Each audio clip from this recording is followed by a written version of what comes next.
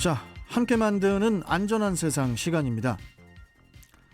태움으로 불리는 간호사들 사이에 직장 내 괴롭힘으로 고통을 받다가 극단적 선택을 했던 고 서지훈 간호사의 사망이 산업재해로 인정이 됐다고 하죠. KH 노무 컨설팅 김우성 노무사와 함께 또 알아보도록 하겠습니다. 자, 김우성 노무사님 안녕하십니까? 예, 안녕하세요. 예, 김성 노무사입니다. 반갑습니다. 근로복지공단은 그 서간호사의 유족이 제출한 그 산재 신청에 대한 심의를 거쳐서 업무상 질병으로 이제 인정을 한 건데요. 일단 태움이라는 게 이게 무엇입니까? 네, 그 태움이라는 용어는 병원의 간호사들 사이에서 쓰이는 용어인데요. 네. 그 선배 간호사가 신임 간호사에게 교육을 명목으로 가하는 정신적, 육체적 괴롭힘을 의미합니다. 그래서 영혼이 재가 될 때까지 태운다는 뜻에서 알 수 있듯이 명목은 교육이지만 실상은 과도한 인격 모독인 경우가 많아서 간호사 이직률과 스트레스의 주요 원인으로 꼽히는 것으로 알려져 있습니다. 예. 예, 환자의 생명을 다루는 간호사라는 직업의 특성상 조금의 잘못도 용납되지 않기 때문에 간호사 간의 위계 질서와 엄격한 교육이 필수적일 수는 있으나 이 과정에서 폭력이나 욕설, 인격 모독 등이 가해지면서 태움이라는 고질적인 병폐를 낳았다는 지적이 일고 있습니다. 예. 업무 및 직장 내 괴롭힘에 대한 이야기는 뭐 저희도 자주 했었지 않습니까? 네, 맞습니다. 그런데 이 서간호사의 사망이 이 업무와의 상당한 인과관계가 있음을 알게 되는 대목, 그게 어느 부분인 거죠? 네, 직장 괴롭힘으로 산업재해 판정이 난 건 지난 2018년 태움으로 투신한 고 박선욱 간호사에 이어 두 번째인데요. 네. 우선 산재로 인정되기 위해서는 해당 사고나 질병이 업무와의 상당 인과관계가 있다고 인정되는 경우에 업무상 재해에 해당하게 됩니다. 예.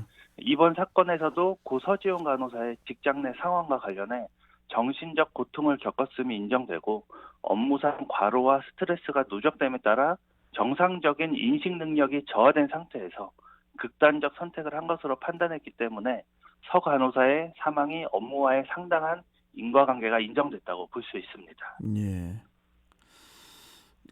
특히 이제 그 괴롭힘 금지법상 그 5인 미만 사업장은 적용 대상에서 이제 제외가 되기 때문에 네. 의원급 의료기관이 직장 내 괴롭힘의 사각지대다 이런 지적도 나왔다고 하죠. 예, 맞습니다. 직장 내 괴롭힘 금지법이 시행된 지 1년이 지났지만 병원 현장에서 벌어지는 직장 내 괴롭힘은 여전한 것으로 조사가 되었습니다. 네. 특히 상시 근로자 5인 미만의 의원급 의료기관에서 그 직장 내 괴롭힘이 만연한 것으로 나타났는데요. 민간 공익단체인 직장갑질 119에 접수된 사례를 보면 개인 병원 등에서는 그 낙하산으로 입사한 특수관계인의 괴롭힘과 병원 내에서의 식사 등 그 일상생활에 발생하는 사소한 일로 갑질과 폭언 등이 벌어지고 있는 것으로 나타났는데요. 예.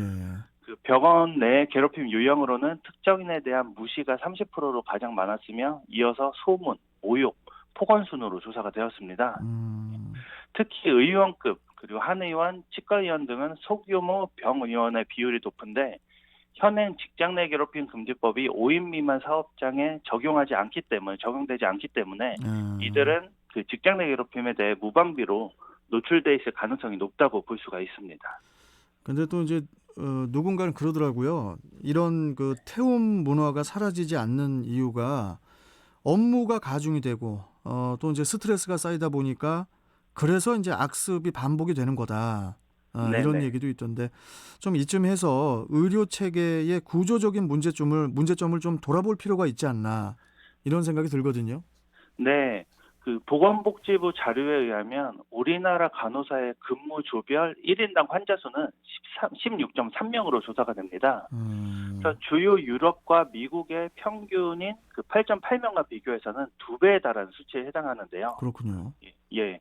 그리고 신규 간호사의 1년 내 이직률은 35.3%로 전체 산업 평균 이직률의 8.2%에 달해서 간호 인력의 근무 환경 개선이 시급한 것으로 나타났습니다. 예.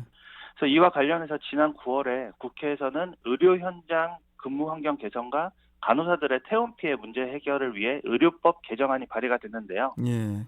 이 개정안을 대표 발의한 더불어민주당 강선우 의원은 태움 피해로 인해 고 서지용 간호사가 사망 사건이 발생한 지 1년이 지났지만 간호사들의 열악한 근무 환경은 여전히 개선되지 않았음을 지적하면서 향후 간호 인력의 적정한 정원 기준을 충족하지 못하는 의료기관을 공표해 정원 기준의 의무 이행을 강화하고, 그리고 의료기관 내 의료인의 성추행 범죄 발생 시 형사처벌과 함께 면허정지도 가능할 수 있도록 처벌을 강화하는 내용을 담고 있다고 밝혔습니다. 예. 예, 이번 사건으로 다시 한번 부하 직원에게 행하는 괴롭힘이 아무렇지 않게 인식되고 또 교육이라는 미명으로 괴롭힘 행위가 정당화된다고 생각하는 잘못된 문화는 바로 잡혔으면 좀 합니다.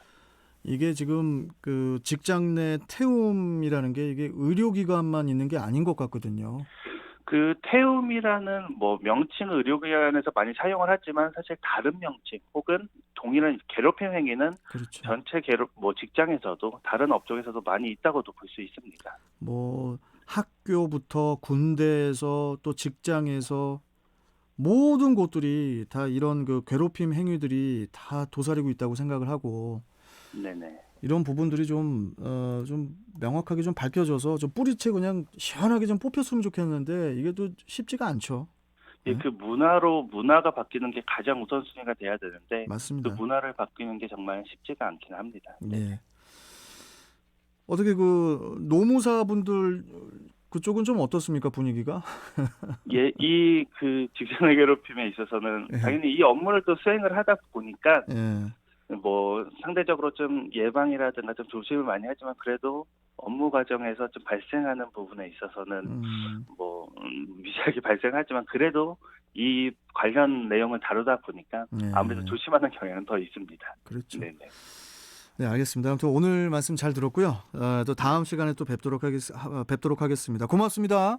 예, 감사합니다. 예. 자, KH 노무 컨설팅 김우성 노무사와 함께 했습니다.